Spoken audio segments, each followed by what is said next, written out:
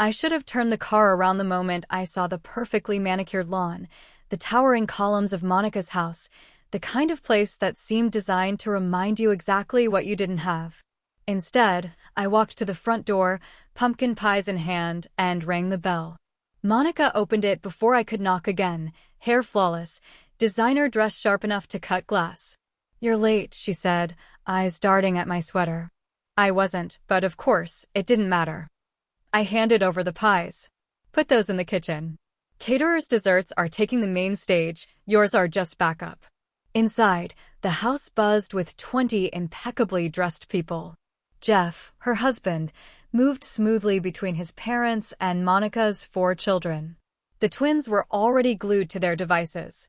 Tyler, the youngest, peeked at me with suspicion, the way someone would a stranger in their home.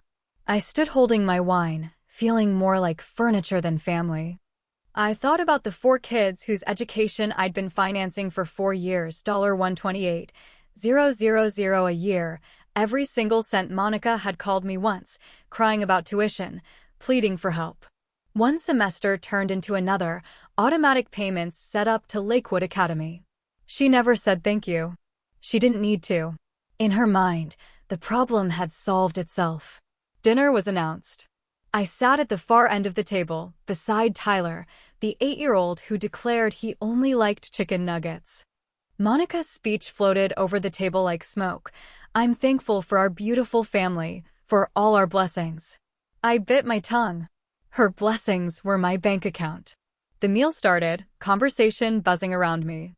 Jeff's promotion, Hannah's violin recital, their ski trip plans. The children's achievements, funded by me, celebrated without acknowledgement. Tyler nudged his green beans around his plate, then, suddenly, grabbed my menu. "Aunt Claire doesn't need one," he announced. "Tyler, give your aunt the menu," Monica said, a flicker of authority in her voice. "No, you said maids eat in the kitchen." The room froze. Every adult turned toward me, a mix of surprise and discomfort painted on their faces. Hannah smirked at her phone. Sophie nodded as if confirming Tyler's claim. The words stung sharper than any rebuke. "Aunt Claire is poor. She drives an old car. She wears cheap clothes. That's where she belongs, eating in the kitchen with the staff." I stood, my chair scraping against the polished floor. Monica's weak voice tried to smooth it over. "Claire, don't be dramatic. The kids don't understand." I picked up my pies from the backup counter, the same ones she had dismissed, and left through the side door. No one followed. No one called my name. Outside, I inhaled the cold air, my hands trembling. The world inside that house continued, untouched by the truth I carried. Back in my small apartment, modest and deliberately simple, I logged into my bank account. For automatic payments for Lakewood Academy. All canceled. I drafted an email to the school. All future payments are the responsibility of the parents. Effective immediately. Sent. Done. Monica's calls began the next morning. Ringing. Texts. Emergency. I ignored them. Then, a call from the school. Patricia Chin confirmed what I already knew. I had pulled the plug. For children, December payment overdue. Spring semester looming. I sipped coffee by the window, the sunlight falling across the quiet room, thinking about the power I had kept hidden for so long. When Monica finally showed up, breathless and frantic, I didn't flinch. She spilled words in a torrent of desperation, guilt, and disbelief. "You can't do this," she said. "They need their school. Their future. Their opportunities." "You treated me like a maid," I said, calm but firm. "For years." Thanksgiving after Thanksgiving, menus thrown at me, whispers about my clothes, my car, my life. I've given everything and been seen as nothing. That ends now. Her eyes filled with tears. "Claire, please." I didn't answer. The truth was heavy and sharp and liberating all at once. And in that moment, I understood. Family had not betrayed me. They had only revealed who they truly were. I looked out the window, the city below waking to another ordinary day, and for the first time in years, I felt no one could touch the choices I made. The apartment was quiet, but my phone vibrated incessantly, a relentless drumbeat of guilt, outrage, and disbelief. Monica's name flashed across the screen again and again. I let it go to voicemail. Let her scream into the void while I sipped my coffee and watched the city streets below. They didn't know me. They never had. They thought they did, but they never understood that my generosity was my choice, not an obligation. By noon, the calls slowed. The texts continued, "Please call us. We need to talk." I didn't respond. I had already made the choice.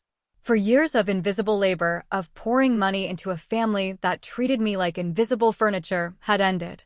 And now the consequences would unfold.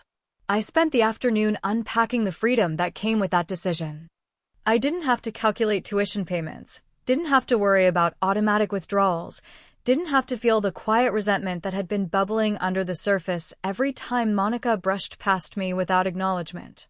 My wardrobe, my apartment, my life, all of it could finally reflect me, not my unpaid debts to someone else's family. Around 3 p.m., there was a knock at the door. I froze. Expecting Monica, I took a deep breath and opened it cautiously. It was not her. It was Hannah Morrison, Monica's eldest. She looked hesitant, holding her phone like a shield. Her eyes started nervously. "Aunt Claire." I wanted to say I'm sorry. "I didn't mean," she trailed off. The words stuck in her throat. I saw the conflict in her young face, the first glimmer of guilt over years of repeating what she had been told. I said nothing. She shuffled, unsure what to do with the silence. Finally, she whispered, "I didn't know you were paying everything." I nodded once. That was enough. She left quickly, almost as if she feared being caught by her mother or father. The encounter left a strange ache in me, not regret, but a recognition that even small truths could shake people when they had been taught a lie. Later that evening, I checked my email. Messages from Jeff, his parents, even my aunt, careful and polite, questioning, pleading, but none of them were apologies for the Thanksgiving humiliation. All wanted me to continue paying, to preserve appearances, to keep the illusion alive. But the illusion had shattered. And I was done. Then came Monica herself, knocking again, this time with fury simmering just beneath her tears. She barged in, dragging the chill of entitlement behind her. "You can't just destroy 4 children's education," she demanded. "I can and I did," I said. The words felt heavy final. "You treated me like hired help at Thanksgiving. You taught your children that I was less than you, that I belonged in the kitchen. For years of tuition, for years of backhanded contempt. That ends now." She collapsed onto the couch, mascara streaked down her cheeks. "Claire, please. They need their school. I'll do anything. We'll sell things, tighten our budget, anything." I shook my head. "You've had 4 years to do it. Instead, you taught them to throw menus, to call me poor, to think my life was nothing. I am not your financial crutch or your invisible servant." Monica looked at me, stunned, as if she had never considered that anyone could choose themselves over her expectations. "They're children," she whispered. "And children learn from the adults around them," I replied. "I've done enough for them. If they go without now, it's not my fault, it's yours." The room was silent except for the hum of the radiator. She didn't argue further, only sobbed quietly. I made tea, sat across from her, and let the silence stretch. This was not a victory in the usual sense. There was no celebration, no satisfaction, only clarity. My generosity had been invisible, my sacrifices ignored, and finally, my patience exhausted. Over the next few days, the messages kept coming, increasingly desperate. Jeff called, his voice tight with anger I refused to placate. His parents sent careful letters, their condescension thinly veiled beneath concern. I responded only once, in a short, polite email. "My decision is final. The parents are now responsible for their children's tuition. I will not be involved further." And then the quiet began. I returned to my routines, feeling a weight lift that I hadn't even fully realized I was carrying. I could breathe. I could spend money on myself without guilt. I could live in a world where my kindness was not a weapon wielded against me. Yet, even with the freedom, a nagging ache lingered in the pit of my stomach. What would happen to the children? Would they be angry with me? Would they resent me for being the catalyst that forced their parents to face reality? I told myself it didn't matter. I had been erased from their gratitude for too long, rendered invisible while supporting lives that were never mine to command. Then a message appeared on my phone that stopped me cold. A screenshot, sent anonymously, of a social media post by Monica. "We've decided public school will be a wonderful opportunity for the kids this year. Diversity, life lessons, and real-world experience." A smile tugged at the corner of my mouth, bitter and sweet. The world would never know the truth, that it had been my money, my choices, my patience that had allowed them to live the life they flaunted. But I did. And that knowledge, private as it was, felt like the first small taste of justice I had tasted in years. I sat back in my chair, the hum of my apartment surrounding me, and finally let myself relax. The silence was mine, the freedom mine. And for the first time, I realized that choosing myself over family's greed was not selfish, it was survival. The following week was a strange kind of war zone. Monica's calls and texts had slowed to a tactical drip, but the undercurrent of tension never left my apartment. Every time my phone buzzed, my heart jumped, half expecting another volley of desperation, another attempt to pull me back into their polished, entitled world. Then, one evening, there was a knock at the door. I wasn't expecting anyone. I opened it to find Sophie and Jake, the twins, standing side by side. Their expressions were tentative, almost fearful. "Aunt Claire," Sophie started, her voice small. Jake shifted nervously, biting his lip. We wanted to talk." I stepped aside, letting them in. They were quiet at first, hovering near the edge of my kitchen. I poured them some water, unsure what to expect. Why did you stop paying for us?" Jake finally asked. His brown eyes searched mine, trying to find anger or betrayal, but all I felt was the same exhaustion I'd been carrying for years. "Because," I said, choosing my words carefully, "you and your family treated me like I wasn't here. Like I was invisible. You called me poor. You said I belonged in the kitchen. You threw menus at me. And your parents didn't correct you. They even agreed with you. I have been helping for 4 years, silently, and I was treated like a maid. That ends now." Sophie's face fell. "But we didn't mean it. We thought." "I know what you were taught," I said gently but firmly. "You learned from your parents.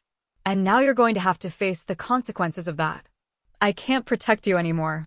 I can't be both your benefactor and your lesson in respect at the same time." They both looked down at their shoes. For a moment, the only sound was the hum of my refrigerator and the distant traffic outside. Then Sophie lifted her eyes. We didn't know. We didn't know you were paying all the tuition. All of it. Every month." I nodded. "Every cent." Jake whispered, almost to himself, $500,000. "Yes," I said. $500,000. For years. And for what? To sit quietly at the end of the table while being treated like a servant? That ends now." Sophie's lips trembled. We never wanted to hurt you." "I know," I said. "But the hurt was real. And now you're going to have to live with the truth. Your parents can't cover the school anymore. You're going to public school." The words hit them like a cold wave. Jake's hands clenched into fists. "Public school," he repeated, disbelief in his voice. "Yes," I said. "Where you'll have to learn, like the rest of the world, that life isn't just about appearances and privilege. You'll have to work for things. You'll have to treat people with respect, not because they provide for you, but because it's the right thing to do." They looked at each other, the weight of the new reality settling in. I saw the flicker of panic, but also, strangely, a spark of understanding. Later that night, Monica showed up again. This time, she was quieter, almost cautious, like she was walking on a frozen lake that could crack at any moment. "Claire," she said, her voice low, "we need to talk." "I've talked plenty," I replied, keeping my eyes steady on hers. "I don't want to talk anymore about what's past. We're moving forward. Your children will go to public school. You'll figure it out. And I'll live my life free from being treated like your invisible benefactor." Her face paled. "Do you know what this will mean? Jeff will explode. His parents, they'll never forgive this. You'll be painted as the villain. Everyone will know the truth about our finances." "Let them know," I said. I don't care what anyone thinks. They already think I'm poor, invisible, a maid. At least now I'm not invisible in my own life. She gasped. You're really going to do this? Yes, I said, calm. And it's not just about money. It's about respect. About being treated like a human being, not a convenient bank account or a footstool at your holiday table. Monica sank into the nearest chair, mascara streaked and hands trembling. We don't know what to do. The tuition. I already did my part, I said. Now it's yours to handle. I'm done carrying everyone's illusions. I'm done being invisible. She left without another word. And for the first time, I felt the full weight of freedom. It was terrifying and exhilarating all at once. I didn't know what the next few months would bring: scorn, outrage, public scrutiny, but I knew one thing. I would never again let anyone treat me as if my life, my sacrifices, my choices, didn't matter. That night, I poured myself a glass of wine, sat by the window, and watched the city lights twinkle. The world was indifferent, unrelenting, and perhaps even cruel, but I was no longer trapped within someone else's definition of worth. The story was far from over. The family I had supported for years would soon face the consequences, and I would be forced to watch the fallout from a distance. But for the first time in a long time, I felt in control. I had chosen myself. And for a woman who had always been expected to fade into the background, that felt revolutionary. Winter arrived quietly, blanketing the city in frost, and with it came the reverberations of my choice. Monica's carefully curated world began to crumble in subtle, unavoidable ways. School administrators called the Morrisons repeatedly. Jeff's parents whispered behind closed doors. Monica and Jeff scrambled to figure out what to do next, but I stayed silent, observing from the sanctuary of my apartment, the first place in years that truly felt like mine. The first ripple hit when Hannah showed up at my door. Her 15-year-old face was pale, her designer clothes slightly rumpled, a nervous edge in her voice. Aunt Claire, I don't understand. Why public school? College applications. You'll adapt, I said gently. Life isn't always about the easiest path or the most privileged choices. You'll learn more from real challenges than from curated perfection. She stared at me, a flicker of resentment mixed with awe. You didn't have to do this. I shook my head. I did. Because I'm done being invisible. You've been raised thinking that my generosity was weakness, that my silence meant I was a servant. I'm neither. And if you ever want to understand what that feels like, you can start by treating people with respect, not just your family, but anyone. Hannah left, lingering for a moment at the door as if she were testing whether I would change my mind. I didn't. The next week, social media lit up. Monica's carefully worded posts framed the transition to public school as an enlightened choice, a deliberate lesson in diversity and resilience. Friends and acquaintances offered applause and support, none aware of the truth that it had been my money, my patience, my endurance that had allowed the Morrison children to live the privileged life they flaunted. I didn't correct them. The satisfaction was mine alone. My life began to shift in tangible ways. Without $128,000 siphoned to Lakewood Academy, I could breathe, spend, live. I booked a small vacation for myself, updated my wardrobe, replaced old furniture. I lingered over coffee without checking balances, over wine without counting cents. It was a world I'd always earned, yet had never allowed myself to inhabit. Then came Monica, timid, cautious, at my door again. She didn't storm in this time. Instead, she lowered her eyes and spoke quietly. Claire, thank you in a way. I see now how I treated you, and her voice trailed. I don't need your thanks, I said firmly. I needed respect. I needed to be treated like a person, not a bank account. I've given enough to last a lifetime. Your lessons to your children? They are yours to bear. I've done my part for them, they'll learn. I've done my part for me. I've taken my life back. She nodded, mascara smudged, a mixture of shame and relief in her eyes. Claire, I'm sorry. I see now, you've been carrying all of this for us. I see it too, I said. And I chose to stop. After she left, I sat by the window, looking out over the city as the snow drifted lazily past. For the first time in years, I didn't feel invisible. I didn't feel small. I felt powerful, not in the way the Morrisons thought power worked, with money or appearances, but in the way I finally claimed my own life, my own dignity, my own freedom. I took my Thanksgiving pies from the freezer, long neglected, and laughed softly. Next year, I would make them for friends, for people who understood the value of respect, who would never assign me a place at the children's table or tell me I belonged in the kitchen. I had been generous, yes, but I had also been patient, and patient had limits. That limit had been reached. And the world, finally, seemed wider, brighter, and mine. I spent that winter not calculating tuition, not worrying about appearances, not carrying the invisible weight of others' entitlement. I spent it enjoying the fruits of my labor, the life I had earned, the choices I had made, the respect I had finally claimed. Monica, Jeff, their parents, they would eventually realize the truth. Maybe resentment would follow. Maybe embarrassment, maybe anger. But I no longer needed to bear the weight of their perception. I was no one's invisible servant. I had paid for my freedom in patience and generosity. Now I lived it fully, unapologetically. For the first time in my life, I understood the quiet power of saying no. Not just to requests, but to being erased, overlooked, or diminished. I had been the benefactor, the silent support, the invisible anchor, and now, finally, I was simply me.